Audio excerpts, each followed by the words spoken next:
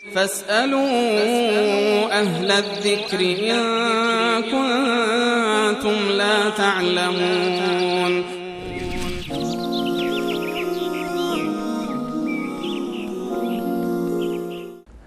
بیننده عزیزی از مشهد سوال کردن که ایشون میخوان همسر شیعه بگیرن، آیا این کارشون گناهه یا نه؟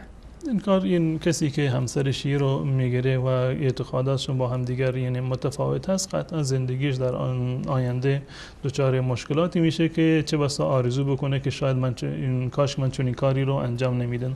ما به چنین کاری توصیه نمی کنیم، اگرچه از نظر اصل و اساس اصولی میگیم که جایز هست، حرام نیست و نکاح بسته میشه، منعقد میشه، بچه‌ای که به دنیا میاد بچه شرعی میشه، حکم نسبش ثابت میشه و بقیه موارد. اما به خاطر تضاد در عقیده و تفاوت اعتقادی که دارن ما چنین توصیه رو نمی‌کنیم.